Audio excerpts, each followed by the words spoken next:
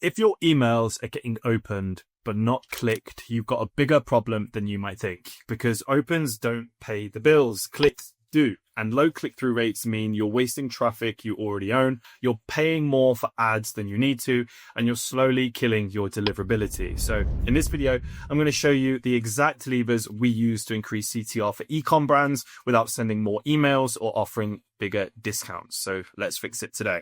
Why CTR actually matters. So most brands obsess over other metrics, deliverability metrics, like open rates, for example. And I believe that's quite surface level, because CTR is where the intent lives. And it's the difference between someone skimming your emails and someone moving on. So higher CTA means more revenue per send, less reliance on paid traffic, and then stronger inbox placement to protect your deliverability. And ISPs don't care how pretty your design emails are. What they do is what they actually care about is if the people are interacting with your emails. First of all, why should you listen to me? We've spent the last 5+ years here at Hayes Media scaling 6, 7, 8 figure, 9 figure, even 9 figure brands with email and SMS marketing, fixing deliverability, improving engagement rates, improving revenue per email send, all of the important metrics. You can see an example here where whilst the brand was having a slower month compared to the previous year, we have attributed revenue up 10%, open rates up 6%, click-through rates up 50%,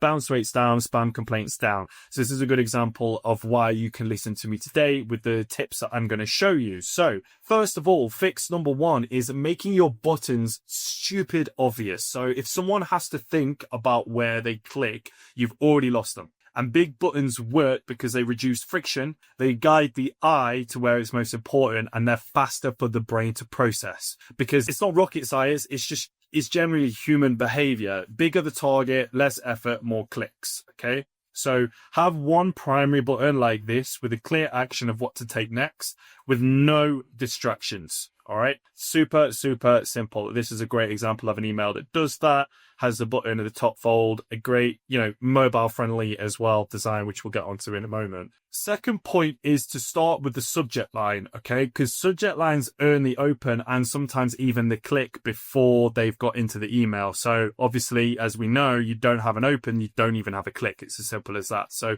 I believe a good subject line does two things. It creates curiosity and it promises a clear benefit.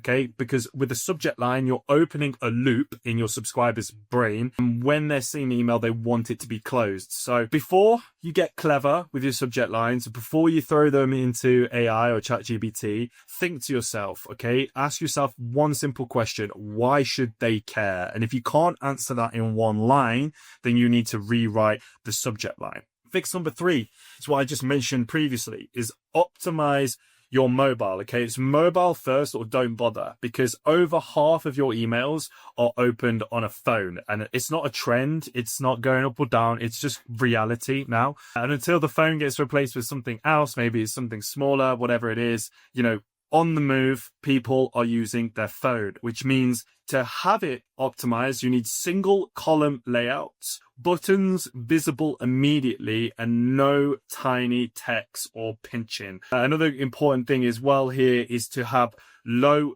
image sizes or GIF sizes, because you want it to load up even on like mobile data and they're not connected to Wi-Fi. In the case of the formatting, if they have to scroll to find the action, what you're doing is you're burying the lead, right? You're burying the most important thing that your subscribers should know for them to click through, which means you're leaking the click. So make sure everything is above the fold. Everything they need to know about the email is at the top part of the email. All right. Fix number 4 is clean your list regularly, okay? So especially now after Black Friday, going into January, make sure that you clean your list, because those dead subscribers will kill your performance. They're the ones that don't open, the ones that don't click, but they still hurt you, all right? And when you clean your list, you protect your deliverability, it gives you real data, and it also usually lowers the ESP costs, all right? So stop emailing those ghosts. Engaged lists beats big list every time. So if you haven't done already, go through, remove all your super unengaged, those who haven't clicked in the last year, those who haven't opened in the last year or even been on your website in the last year, just completely remove them from your ISP. Or if before you remove them, send them one last re-engagement campaign and then remove those who don't open or click, and then you can lower your ESP costs in the process. All right. Fix number 5 is add interaction. Use gamification. Nowadays, going into this 2026 and beyond, static emails usually get ignored, especially when it comes to design. We're not talking about plain text here. We're more talking about design. And if you're using designed emails, you want to be using more interactive emails because those are the ones that get attention. Things like spin to win, pick an option, and reveal mechanics. We have a good reveal mechanic here where it's like click on an egg to reveal your surprise. They work because they trigger dopamine, okay? And once someone interacts, they're more likely to keep going down the process, right? Which leads to the sale. Because one small action tends to lead to a bigger action. And you can go see a video on a pop-up that we create that uses these exact psychological mechanics to get the people to sign up to your email list and convert quicker than usual. All right. Fix number 6, urgency that actually works. And I want to put a word before urgency here. The word is authentic urgency, real urgency. We all know that people procrastinate by default. Right. So urgency and real authentic urgency forces a decision.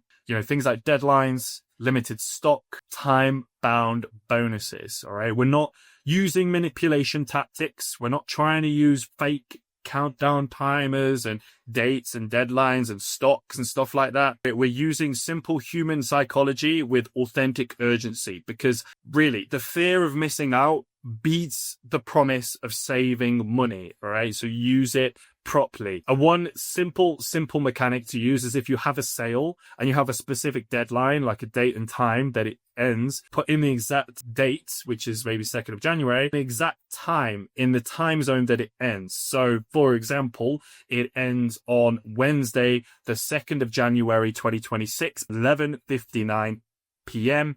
EST. All right. Super specific. That way it creates authenticity in the brain of the subscriber. Fix number 7. Now, I know a lot of people are going to be like, no, Dan, I'm not starting a blog. They told me in 2010 to start a blog and I did it and it didn't work. Now, the thing is, this is different, right? We're talking about e-com. We're talking about D2C. We're talking about standing out, being unique, right? One of the best things, and our brands that we worked with, one of the best things they've ever done to improve engagement rates on their emails is start a blog. Because email and blog go so well together. It really, really does. And the main reasons why blogs work with email, and especially in e-commerce, is because they build trust with your subscriber, they lower resistance, and they train people to click your emails. So if subscribers only are clicking on your emails when there's a discount, you've trained them completely wrong, okay? And this is why blogs are so important, because they train good, high quality clicks and build trust at the same time, okay? Because those clicks, when you get them to be more high quality, they turn into a habit, all right? And that's how it should be. Should be a habit that they're just clicking on all of the emails that you send out, not a last resort, not like, oh my God, I need to click on this discount that they've given me 5 or 6 times and it might not be real type thing, all right? So try starting a simple blog and drive traffic to it and feature your products in the blog. I'm positive it's going to work wonders for your CTR. Okay, so the summary: make your buttons big and clear, optimize for mobile, clean your list regularly, I would say every month or even every couple of months, write curious and benefit driven subject lines, add interactive emails to your designs, create urgency, authentic, real urgency, and then start a very simple blog that starts to talk about important topics in your niche. So hopefully by now you understand that low CTR isn't solely a design issue. It's usually a strategy issue. And if your emails aren't getting clicks, you're really leaving money on the table every single send that you do. So at Hayes, as I mentioned, we help 7, 8, 9-figure brands fix this properly, not with hacks, but with actual retention systems. So if you want to know exactly where your clicks are dying and how to fix it, book a free audit today. The link is below to book a call, and I'll see you in the next one. Bye for now.